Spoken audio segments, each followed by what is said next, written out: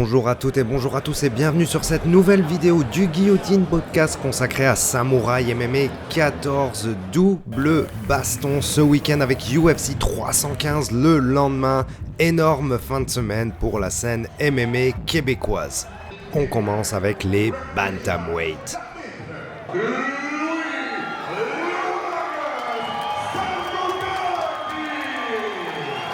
Retour au Québec à Montréal après tant d'années pour le Montréalais Luis Anoudakis qui affronte le Brésilien Romano.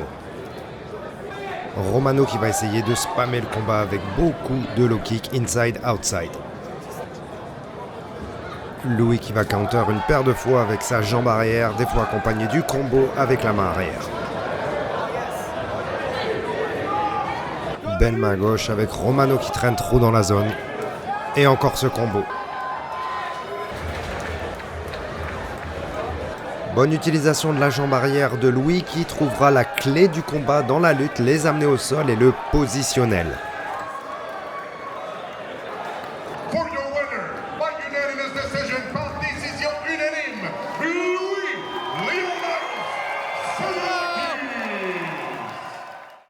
Félicitations pour ce retour gagnant. Retour d'Antoine Chaput, le lightweight de 23 ans qui voudra aller chercher sa 3e victoire consécutive.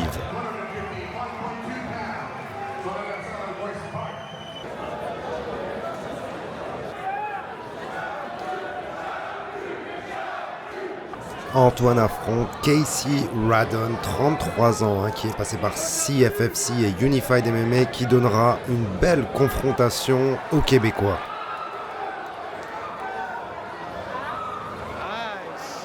Antoine aura lancé sa jambe arrière un peu trop de fois sans préparation et se fera catch et kick à plusieurs reprises, amené au sol mais parviendra toujours à se relever. Bel instinct de la part du Québécois.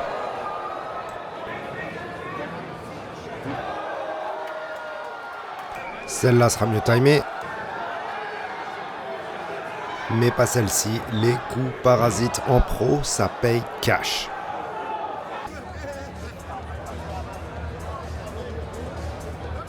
Radon commence à montrer des signes de faiblesse dans son langage corporel.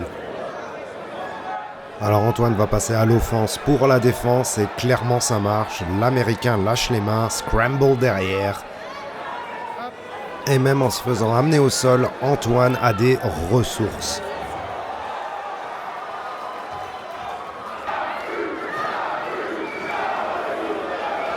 Radon est une vraie plaie contre la grille, mais Antoine est créatif. Renverse son adversaire et set up un début de darse. Hors de question de lâcher prise, dropper les hanches, essayer de mettre son adversaire sur les flancs.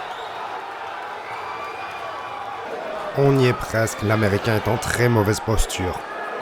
Antoine signale à l'arbitre que l'Américain a tapé et c'est terminé.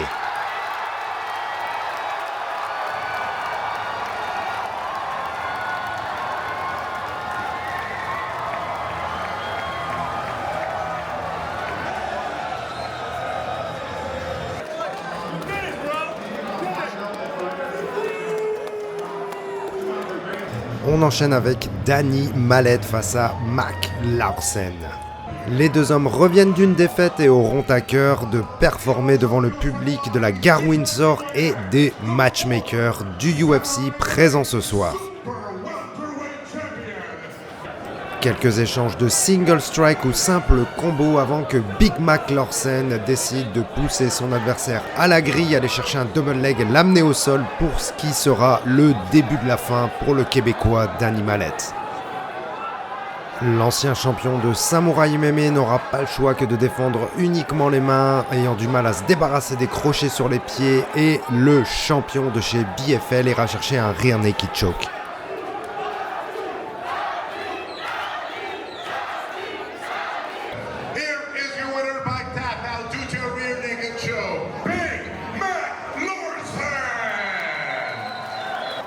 Retour de Louis Jourdain après une très longue absence due à une sale blessure au genou. Le Québécois affronte un candidat très sérieux en la personne de Danilo Adriani, 12-3 brésilien passé par de belles organisations, notamment Jungle Fight en régional au Brésil. Et quelle guerre pour le retour de Louis, mon Fight of the Night. Adriani qui sera une vraie pile dans la cage, vraiment très actif et qui ira chercher la lutte à plusieurs reprises, dérangeant beaucoup la game de Louis Jourdain. Louis devra chercher des belles solutions dans les escapes, portés par les conseils de son frère et de Fabio Hollanda dans son coin.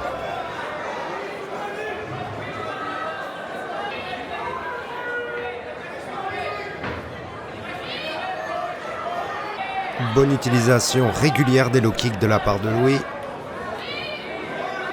J'aime que le Québécois n'ait pas eu peur de combattre sur le pied avant.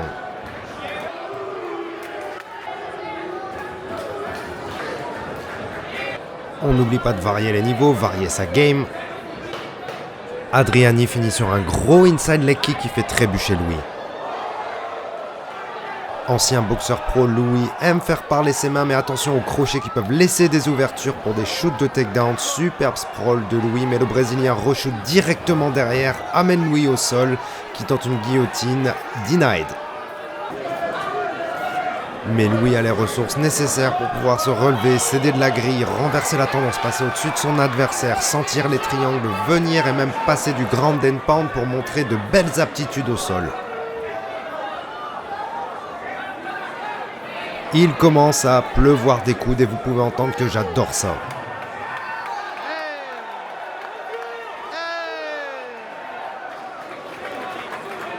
Excellente utilisation de la tête de la part de lui qui arrive à garder son adversaire dos à plat. Attention au up kick, Louis après en avoir mangé un ou deux décide de stacker son adversaire à la grille par sécurité. Et finit en side control, parfait. Grosse frappe de Louis, on garde le positionnel, on reste au-dessus, on met la jambe au-dessus de la tête, on va aller attaquer le bras pour une Kimura. Et si ça ne fonctionne pas, on repasse sur du damage avec les coups. On arrache le bras, on l'isole, on envoie du coude et on passe en crucifix et ça pue pour le Brésilien.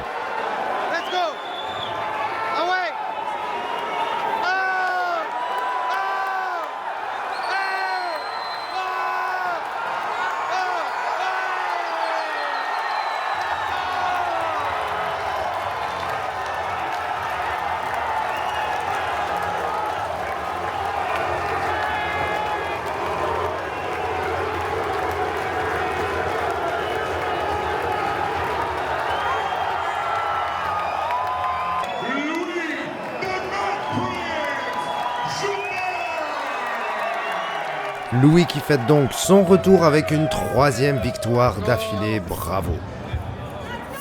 On enchaîne avec le retour de Tommy Morrison avec ce co-main event et sa première défense de ceinture face à Christopher Daniel qui nous vient des États-Unis.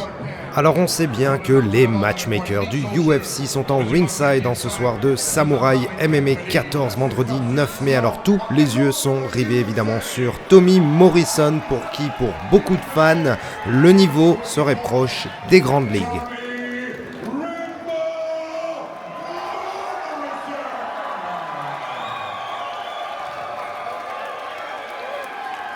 J'en ai personnellement parlé sur le compte Instagram du Guillotine Podcast en preview de la carte. Je m'attendais à une prestation vintage de Tommy Morrison. Striking prudent mais efficace, sans déchet, bien préparer la lutte pour pouvoir asseoir sa game au sol, garder le positionnel, gagner les rounds, gagner le combat, défendre sa ceinture. Ici, de bons exemples d'entrée-sortie, ne pas squatter dans la zone. Christopher Daniel a beau vouloir passer à l'offense, Tommy réussit à le mettre sur le pied arrière, le pousser à la grille, aller chercher le double jambe et l'amener au sol. Tommy part calmement à la chasse au dos, va chercher le coup de son adversaire, mais surtout garder le positionnel. Si l'on perd la position d'un côté, il faut rester au-dessus et Tommy parvient à passer en full mount et essayer d'aller chercher un head and arm sur son adversaire qui se défend plutôt bien. Ne pas oublier quelques strikes pour finir le round fort.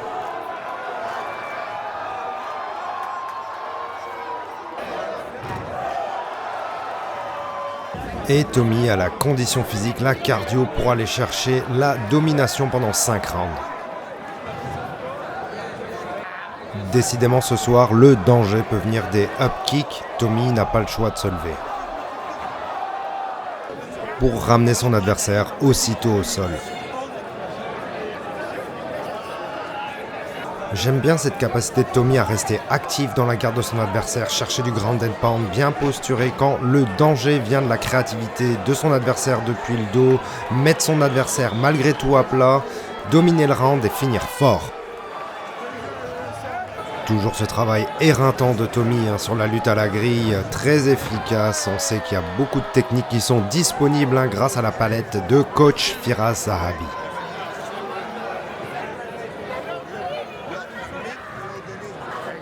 Tommy déroule.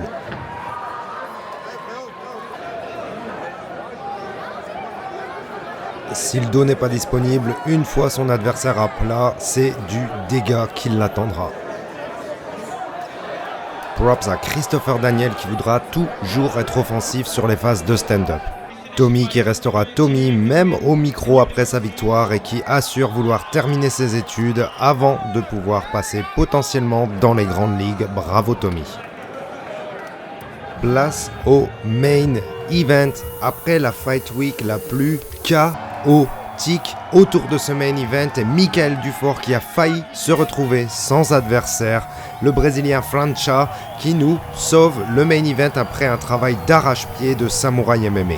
Michael Dufort de chez H2O va vouloir aller chercher sa deuxième ceinture de champion lightweight après celle de Cage Titan. Victoire avec la manière obligatoire pour Michael Dufort qui se sent prêt pour le UFC. Michael est déjà sur son pied avant, prêt à presser son adversaire à la grille. Le Québécois passe à l'assaut de son adversaire dès qu'il a le dos collé à la grille, le prend en clinch, va chercher du dirty boxing, enchaîne coup au corps, coup à la tête, body lock amené au sol, classique Michael Dufort. França déjà en mauvaise posture en dessous de son adversaire sous les assauts des poings de Michael. França parvient à récupérer sa full guard malgré être collé à la grille. Michael ne va pas vraiment vouloir rester dans cette position.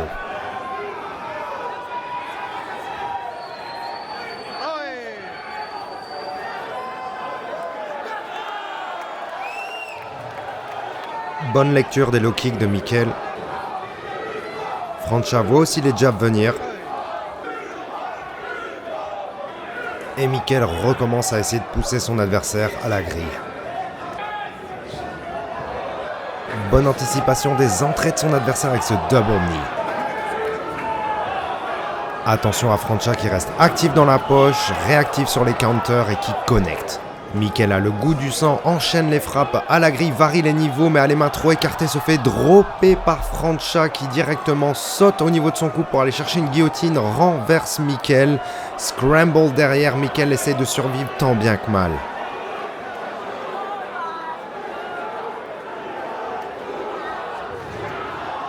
Michael reprend ses esprits. Son adversaire ne veut pas lâcher son coup, mais Michael parvient à rester au-dessus en nord-sud. Ouf, Michael s'est sauvé sur un scramble et passe en side control. Michael prend son temps pour récupérer, bien se préparer. Finit par prendre le dos et je vous laisse avec le public.